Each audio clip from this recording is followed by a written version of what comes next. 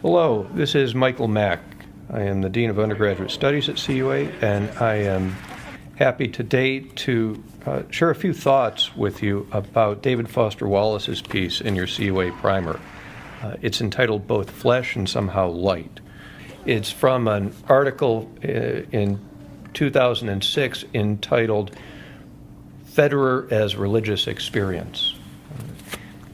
It is hyperbolic, it would seem, but Wallace is here making an argument that there is something inexplicable about Federer, something that defies our normal understanding of things, defies the limitations that we mortals experience. He somehow rises above it, and in the way he plays tennis, we see something that is not just graceful, but something even like grace itself, something that transcends the natural order, that there is something almost angelic.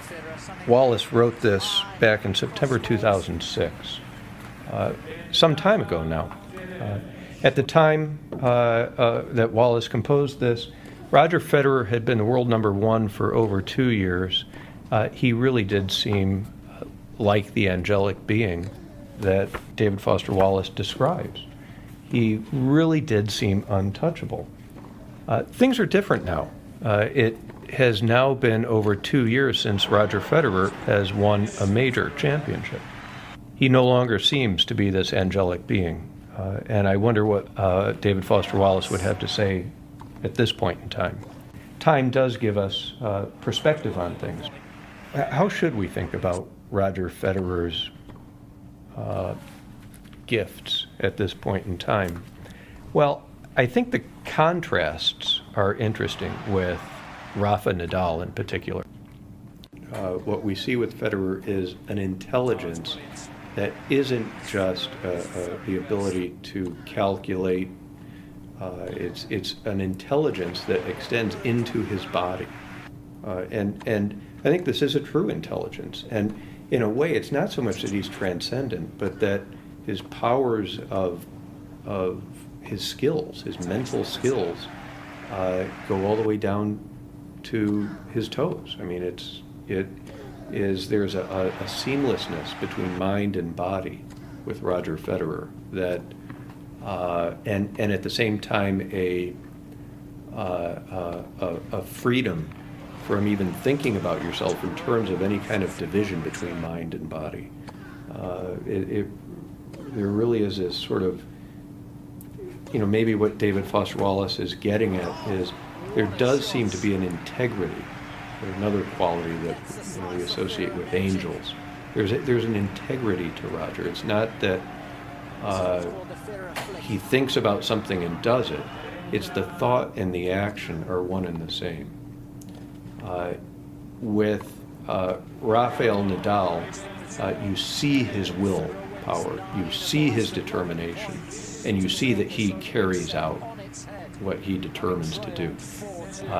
He does it with great excellence, but it doesn't have the same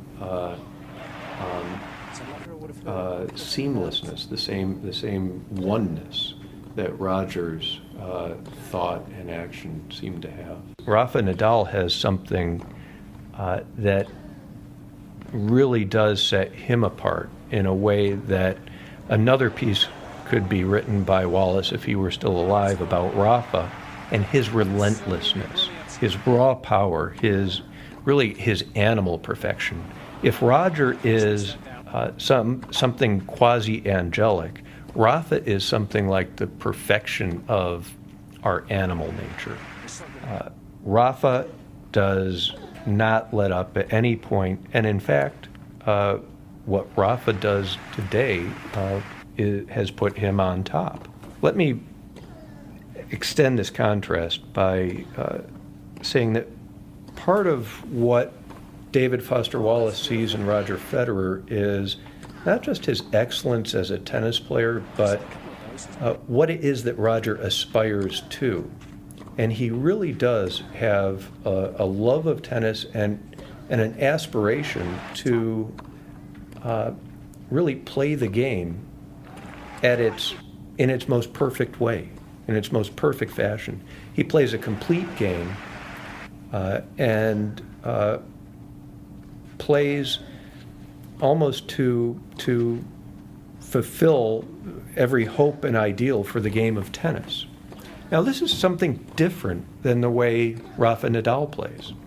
Rafa, who thought Roger was the best in the world and was right, and the best of all time, and I think was right, what he was aspiring to was figuring out some way to beat Roger.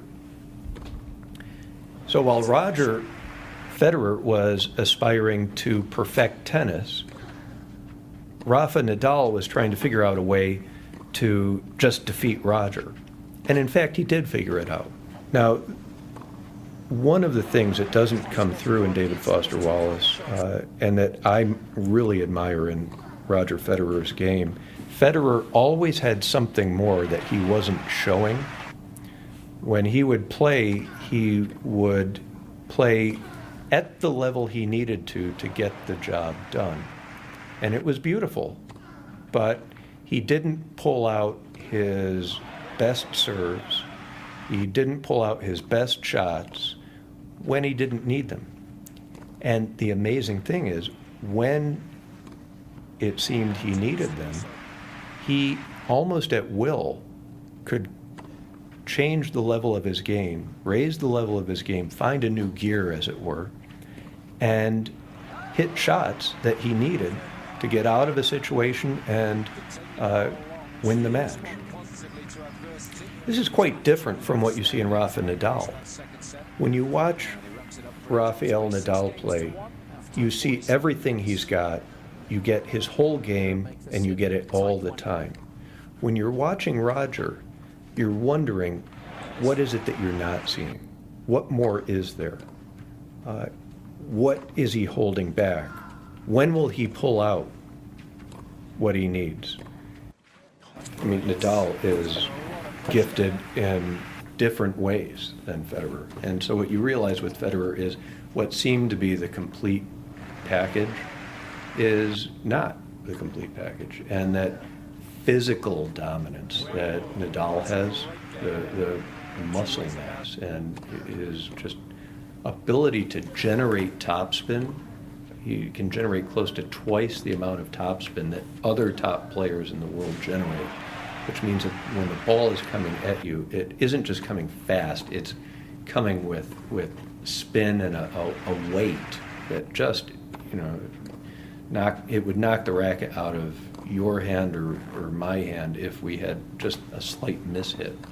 And that is an element of the game that when Roger was winning, we tended to think wasn't, that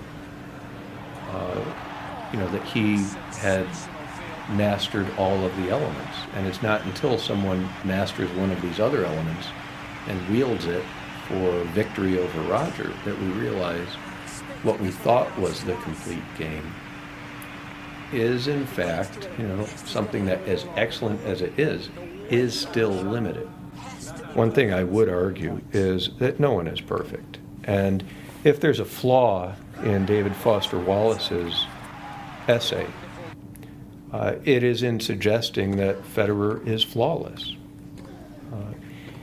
David Foster Wallace himself is a kind of genius, a genius writer. This piece is stylistically a virtuoso performance in much the same way that Federer's tennis game is a virtuoso performance. But there are flaws not only in Federer, there are flaws in David Foster Wallace and his writing. And it is pushing this hyperbole too far, I think, that the title of his piece, Federer as Religious Experience, well, either that's because Federer is something supernatural, or possibly because David Foster Wallace doesn't have a sense of what real transcendence is or what a real religious experience might be. And this can only be hyperbolic. he is using the medieval conceit or medieval technique of the via negativa. Some things are better described by what they are not than what they are. And this is a case of God. He's not limited, he's not mortal, he's not all of these things. It's hard to say what he is. And this way of describing Federer by saying it's hard to say what he is, he defies words. Well, where this falls short is, it's true, there is something transcendent, but there also are ways in which he's clearly not transcendent. And my choice for a way of talking about these things would be to try to balance those two by acknowledging the virtuosity, the genius, something that seems so grace-filled that it's almost supernatural. But balancing that with what we now in time are able to see much more clearly, that Roger isn't invincible. If in fact he were writing about an angel, this would be very good. Or writing about God, this would be very good.